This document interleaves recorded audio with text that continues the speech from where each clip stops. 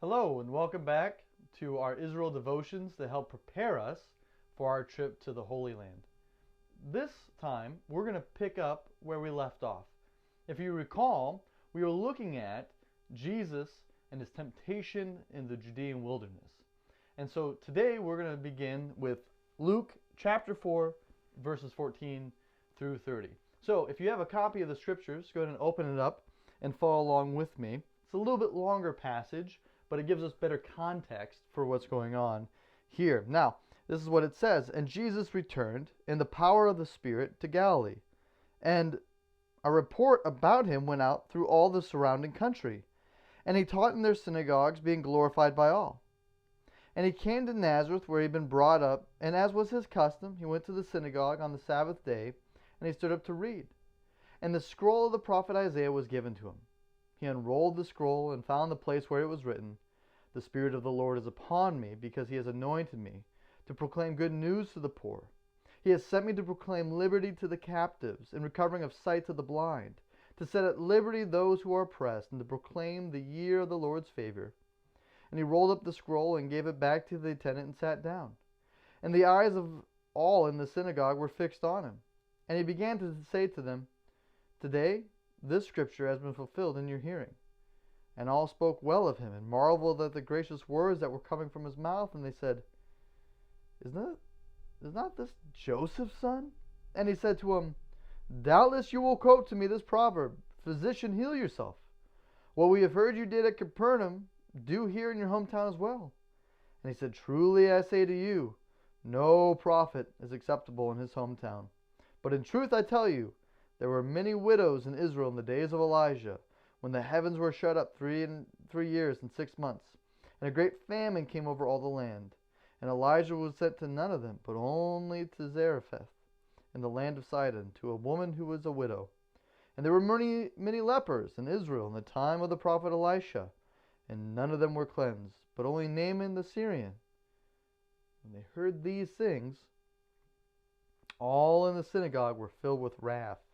And they rose up and drove him out of the town and brought him to the brow of the hill on which their town was built, so that they could throw him down the cliff. But passing through their midst, he went away." So in this passage, we see that Jesus has come back from the wilderness. This is after his baptism, after the Spirit has descended upon him like a dove. The Father, Yahweh, has spoken, "This is my Son, whom I love, with him I'm well pleased." He has managed by God's might to not be succumbed to the temptation of Satan in the wilderness. And so after all of these things, he's going to begin his public ministry. And as part of Jesus' public ministry, on Shabbat or Saturday mornings, he is going into the synagogues and he's teaching. And you'll notice that he stands up to read the scriptures and then he sits down to teach. Extremely common practice in synagogues in the first century. In fact, one of the things that we get to do very early on, like day 2 or 3 when we're in the land, is that we're going to be able to go to Nazareth. And there are a group of believers that have created a first century recreation village. And one of the things that you'll see and experience is a recreated first century synagogue. And so there's an area over here named Gamla that has the best remains of a first century synagogue. And so they've used that to then recreate a synagogue in Nazareth. And so you'll actually be able to sit down in this synagogue and think about that.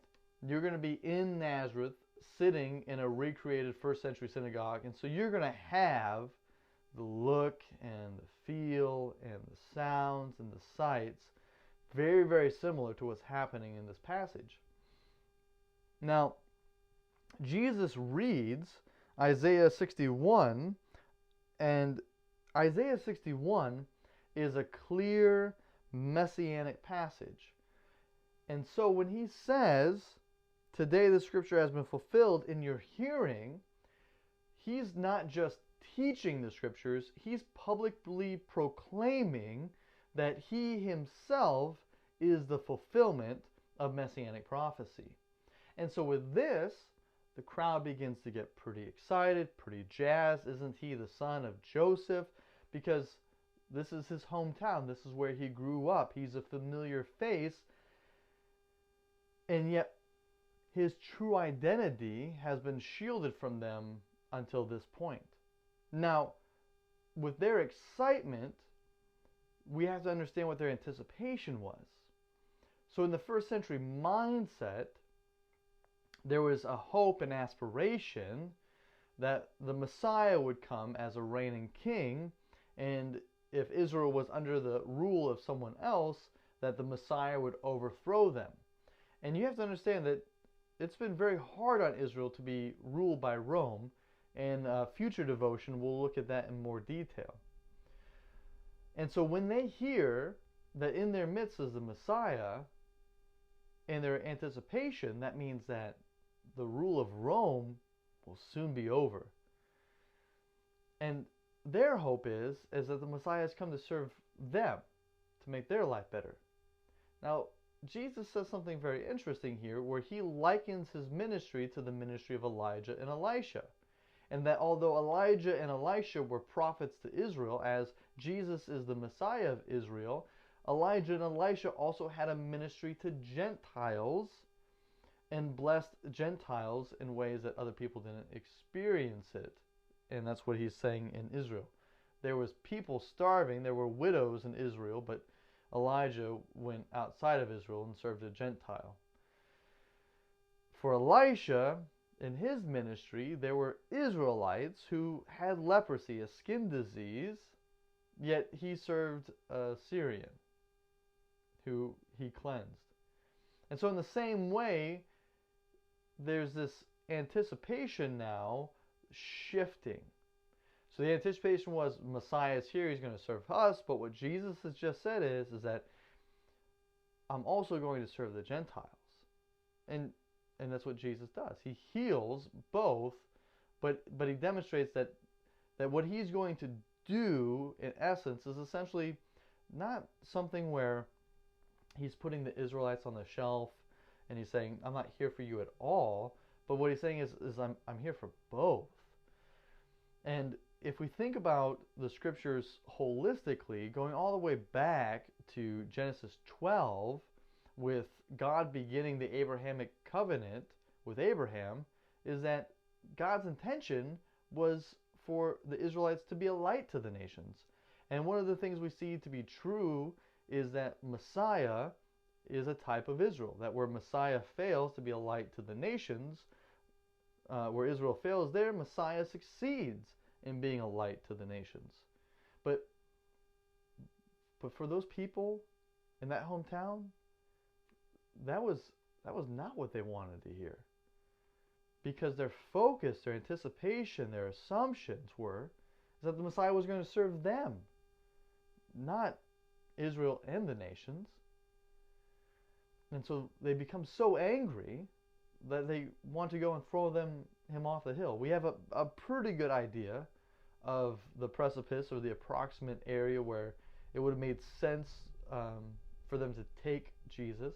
And then he seemingly miraculously escapes through the crowd because it wasn't his time yet. And I think as we consider this passage and as we anticipate being in Nazareth and seeing these sights for ourselves, it's important for us to wrestle through in our own personal life the anticipation that we have of Messiah and what Messiah is going to do.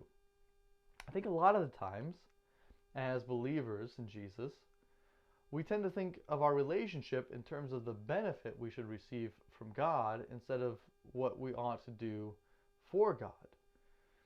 And sometimes I think we feel like we've done some right things, therefore we should expect to receive some type of spiritual payment, some type of payoff. Sometimes there's a sense of this great spiritual exchange. Well, God, I'll do all the things that you ask, all the things, and then you'll comfort me. And for the Israelites, they felt like, well, we're Israelites. We're God's chosen people. You're the Messiah. You should fix our problems. And yet Messiah, Jesus, goes, well, my ministry is going to look like that of Elijah and Elisha as well. And that's disheartening to them. It's angering to them. It's disappointing to them. It's infuriating to them. And so for us, if we think back to the famous JFK quote of, ask not what your country can do for you, but instead ask what you can do for your country. I'm sorry, it's a terrible impersonation. But you get the idea. That instead of us asking what God can do for us, our disposition, our attitude that we should learn from this passage is that we should ask what we can do for God and for others. That's what it really looks like to be obedient to Jesus. And so my hope is that in the days and weeks and months ahead of preparation for going to Israel, that you would be reflecting on this question. What can I be doing for God? What would God have me be doing for Him? And then once we're in the land, we're in Israel, and hopefully furthermore, is that you'd ask the question, how can I serve others? Being in a group of our size, it's important that we're looking out for other people. And it's very easy when you're going on a trip like this to think about what you're getting out of it, but the trip is going to be outstanding if all of us are saying to one another, what can we do for one another? And so with that, I pray that this is a blessing to you. I pray that you continue to flourish in your preparation for your trip to Israel, and then continue to pray that it is a trip of a lifetime. Until next time, the Lord's blessing on you.